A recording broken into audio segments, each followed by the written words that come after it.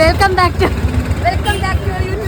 ഇന്ന് നമ്മൾ നമ്മുടെ വീടിനടുത്തുള്ള ഒരു മ്യൂസിയം കാണാൻ പോയ കഥയാണ് കേട്ടോ. വീട്ടിലിരുന്ന് ബോറടിച്ചപ്പോൾ പിള്ളേര് പറഞ്ഞു, ചേച്ചി നമുക്ക് പുറത്തൊക്കെ ഒന്ന് പോയിട്ട് വന്നാലോ, ഒന്ന് കറങ്ങിയിട്ട് വന്നാലോ എന്ന്. അങ്ങനെ മനസ്സമാധാനത്തോടെ വീട്ടിലിരുന്ന അമ്മയും കുത്തിപ്പൊക്കി ഞങ്ങൾ എല്ലാവരും കൂടെ ദേ മ്യൂസിയം കാണാൻ പോയ കഥയാണ് നിങ്ങൾ ഇത് കാണുന്നത്. മാത്രമല്ല ഇച്ചന്റെ ചേച്ചിയുടെ മോളും ഉണ്ടായിരുന്നു കേട്ടോ. തമിഴ്നാട്ടിലാണ് അവർ താമസിക്കുന്നത്. അപ്പൊ കേരളമൊക്കെ ഒന്ന് ചുറ്റിക്കാണണം, കേരളത്തിന്റെ ഭംഗിയൊക്കെ ഒന്ന് ആസ്വദിക്കണമെന്ന് കുട്ടിക്കും ആഗ്രഹം. എന്നും പറയും, അത്തേ നമുക്ക് പോകാം, അത്തേ നമുക്കൊന്ന് പുറത്തൊക്കെ ഒന്ന് കറങ്ങിയിട്ട് വരാമെന്ന്. അങ്ങനെ അവളുടെ ആഗ്രഹം കൂടെ ഒന്ന് സാധിച്ചു കൊടുക്കാമെന്ന് കരുതിയിട്ടാണ് ഞങ്ങൾ ഈ വന്നത് കേട്ടോ. എന്നെയും പിള്ളേരെയും മാത്രം വിട്ടിട്ടുണ്ടെങ്കിൽ ഞങ്ങൾ അവിടെ പോയി എന്തെങ്കിലും മണ്ടത്തരം കാണിക്കുമെന്ന് അമ്മയ്ക്ക് മുൻകൂട്ടി അറിയാവുന്നത് കൊണ്ട് അമ്മയും ഞങ്ങളോടൊപ്പം കൂടെ കൂടിയതാണേ. എന്ത് ഭംഗിയാണെന്ന് നോക്കിയൊക്കെ ഇവിടെയൊക്കെ കാണാനായിട്ട്. പൊതുവെ ചെടികളും മരങ്ങളും ഒക്കെ തിങ്ങി നിറഞ്ഞിട്ടുള്ള വളരെ ഭംഗിയുള്ള ഒരു ഏരിയയാണ് ഈ കുളുത്തൂപ്പുഴ തെന്മല ഏരിയ എന്ന് പറയുന്നത്. ആ ഒരു ഭംഗിയെ പൂർണ്ണമായിട്ടും നിലനിർത്തിക്കൊണ്ടാണ് ഇത്തരത്തിലൊരു മ്യൂസിയം ഇവിടെ കെട്ടിപ്പടുത്തത് കേട്ടോ. പണ്ട് മുതൽക്കേ ഈ തെന്മല ഇക്കോ ടൂറിസവും അതിനെ ചുറ്റിപ്പറ്റിയുള്ള ഏരിയാസ് ഒക്കെ ജനങ്ങൾ ഒരുപാട് വന്നു പോകുന്നതായിരുന്നു കേട്ടോ. അപ്പോഴാണ് കുളുത്തൂപ്പുഴയിൽ ഇതുപോലെ ഭംഗിയുള്ള ഒരു മ്യൂസിയം വന്നിട്ടുള്ളത്.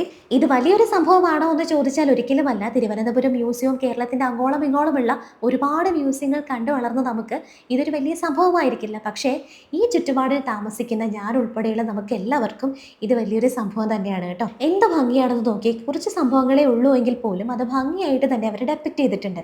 50 രൂപയാണ് എൻട്രൻസ് ഫീസ് വരുന്നത്. ഞങ്ങളിങ്ങനെ ഓരോ സാധനങ്ങളും കണ്ട് നടക്കുമായിരുന്നു കേട്ടോ. കുട്ടികൾ അവർ ഓരോ വീഡിയോസ് എടുക്കുന്നുണ്ട്, അമ്മ അതിനോടൊപ്പം വീഡിയോസ് എടുക്കുന്നുണ്ട്, ഞാൻ അവരുടെ പിന്നാലെ കൂടി എല്ലാവരുടെയും വീഡിയോസ് ഒരുമിച്ചെടുക്കുന്നുണ്ട്.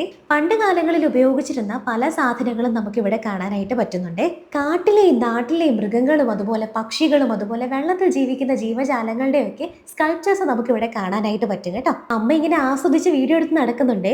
ഈ ഒരു ഏരിയ എന്ന് പറയുന്നത് ഓഗ്മെന്റഡ് റിയാലിറ്റി ആണ് കേട്ടോ. അതായത് ആർട്ടിഫിഷ്യലി ക്രിയേറ്റ് ചെയ്ത് വെച്ചിരിക്കുകയാണ്. അതിന്റെ ശബ്ദവും അതിനോടൊപ്പം തന്നെ ക്രിയേറ്റ് ചെയ്ത് വെച്ചിട്ടുണ്ട്. അപ്പോൾ ഓരോ മൃഗം വരുന്ന സമയത്തും അതിന്റെ ശബ്ദവും അതിനോടൊപ്പം തന്നെ വരുന്നുണ്ട്. അപ്പൊ പെട്ടെന്ന് കാണുമ്പോൾ കുഞ്ഞു മക്കളൊക്കെ ആണെങ്കിൽ പെട്ടെന്ന് പേടിച്ചു പോകും കേട്ടോ. പക്ഷെ കാണാൻ നല്ല ഭംഗിയുണ്ടായിരുന്നു. ഞങ്ങൾ ഓടിച്ച് കണ്ടിട്ട് അതിന്റെ പുറത്തേക്ക് ഇറങ്ങി. ഇഴജന്തുക്കളൊക്കെ വളരെ ഭംഗിയായിട്ട് കല്ലിൽ കൊത്തി വെച്ചിട്ടുണ്ട്. അത് കാണാനും നല്ല ഭംഗിയായിരുന്നു കേട്ടോ. ശേഷം നമ്മൾ അവിടെ കിണർ കണ്ടു. ഇനി ആർട്ടിഫിഷ്യൽ ഇന്റലിജൻസ് എന്ന് പറഞ്ഞിട്ട് പ്രത്യേക ഒരു ഏരിയ ഉണ്ട്. അവിടെ ഒരു ആനയുടെ തലയും കൊമ്പും കണ്ട് ഷോ കാണിക്കുന്നത് തന്നെയാണ് നിങ്ങൾ ഇപ്പോൾ കണ്ടത്. അതിനുശേഷം ഏഞ്ചലിന്റെ വക ക്വസ്റ്റ്യൻ ആൻസർ ഫീൽഡിംഗ് സെഷൻ ആയിരുന്നു കേട്ടോ.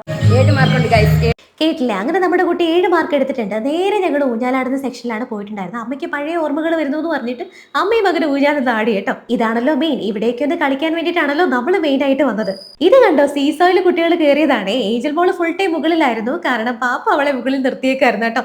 ഞാൻ കയറിയപ്പോൾ പണി പാളി. അവൾ എത്ര ശ്രമിച്ചിട്ടും പറ്റണില്ല. എനിക്ക് 60 കിലോ ഉണ്ടല്ലോ, എന്റെ പകുതിയല്ലേ അവളുള്ളൂ. ഹലോ ഗായ്സ്, ഇപ്പൊ നമ്മൾ എവിടെന്ന് വെച്ച് കഴിഞ്ഞാല് ഫോറസ്റ്റ് മ്യൂസിയത്തിലാണ്. ഇപ്പൊ നമ്മള് കുക്കു ചേച്ചിയുടെ വ്ളോഗില്. അങ്ങനെ ഇന്നത്തെ ഒരു ദിവസം കഴിഞ്ഞ് മ്യൂസിയം ഒക്കെ കണ്ട് ഞങ്ങൾ പോവാണേ. ബൈ.